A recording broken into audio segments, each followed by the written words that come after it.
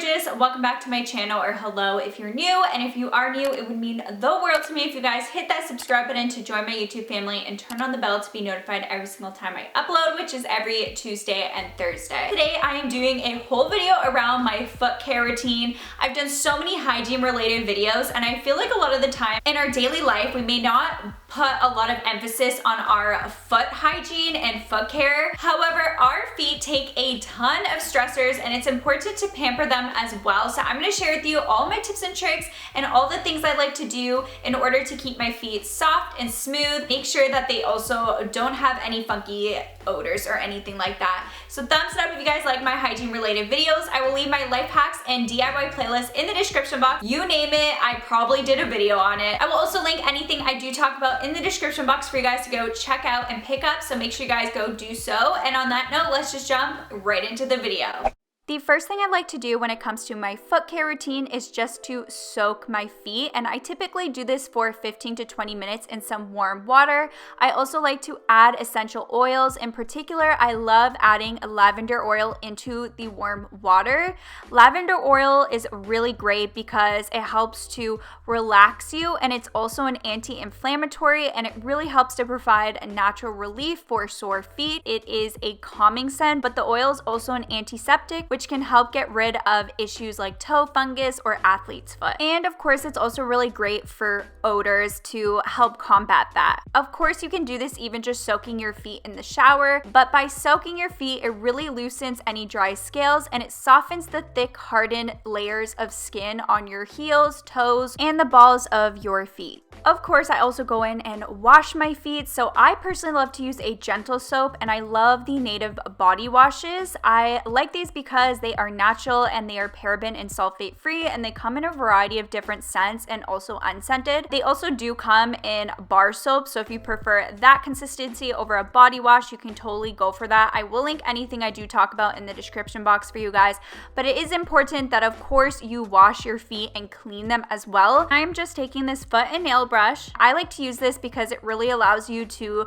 make sure that you completely clean it. You want to make sure you wash everywhere because in particular the skin between the toes is a perfect place for bacterial and fungal infections to flourish. So it's important you wash once a day to ensure that the dirt and sweat is cleansed off. So once I am done soaking my feet and washing it, this is the time I like to exfoliate, and I always like to use a pumice stone when exfoliating the feet. Friction with our socks and shoes as we walk causes the skin on the soles of the feet to become super rough and hard, and of course it's important to rub it off. I just went ahead and wet my pumice stone, and then you're just going to rub it on the rough sides of your feet in a circular or back and forth motion. It will really help to get rid of all the dead skin cells of your feet, and after doing this, your feet are going to feel so smooth and soft. It's going to feel so amazing after.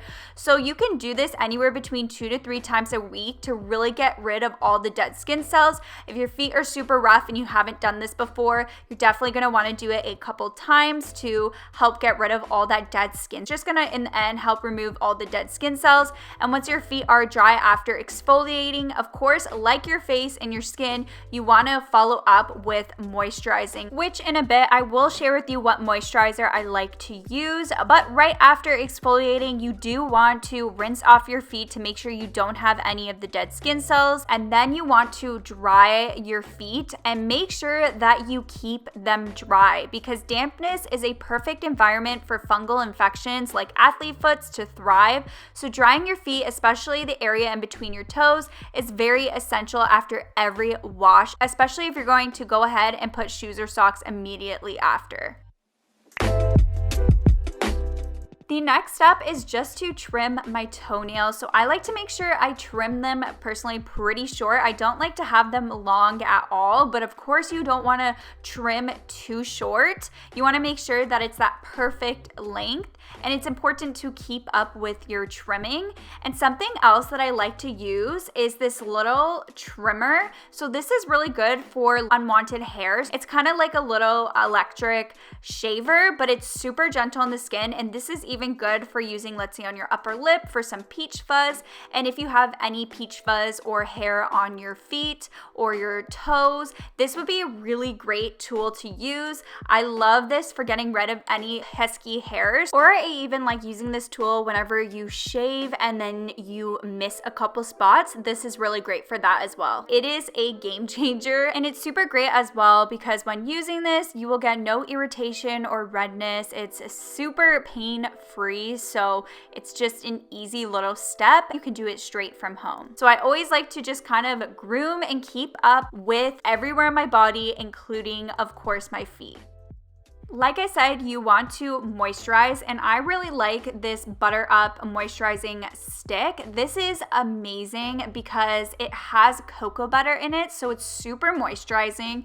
It's also cruelty-free, dye-free, paraben-free, and sulfate-free. It smells amazing, and it's just really easy to apply all over. So I typically apply this once my feet are clean and I exfoliate. I like to add this also on like the heel in particular, and you can even follow up with putting fuzzy socks on and keep it on for a nighttime moisturizer, but this is gonna make your skin feel so soft, and it's always important anytime you exfoliate, you always wanna follow up with that moisturizer. When moisturizing your feet, it is better to use a deep, penetrating moisturizer because the skin on the feet is thicker than the rest of the body. And when using this moisturizer, I just use it by applying the stick directly to your skin, press gently, and massage it all over wherever you want, and it's just going to make your feet so baby smooth and soft. And the last thing I like to do to pamper myself once a week or once in a few weeks is just using a foot treatment mask. These are super popular now, but they are amazing to give a deep moisturization if your feet are feeling really rough and cracked. And I love to use these especially in the winter time when it's super dry and the weather is just so cold. They kind of look like they're little slippers. You just put them on, keep it there for about 20 minutes. And then once you're done the treatment, I really just rub the excess into my feet. But this treatment is amazing at helping to soften cracked heels and rough, dry skin. And it's just very convenient. They're wearable mask socks, and they just make your feet so soft after. It will make such a big difference. It's just more of an intense moisturization treatment. They are also super affordable, and I like to use these at the nighttime before I go to bed as kind of like a deep treatment. That is all for the video. I hope you guys enjoyed it. Thumbs it up if you did. Like I said, I will have everything I talked about in the description box for you guys to go pick up. Don't forget to click the subscribe button. I do upload every Tuesdays and Thursdays. And on that note, I will catch you guys in my next video. Bye!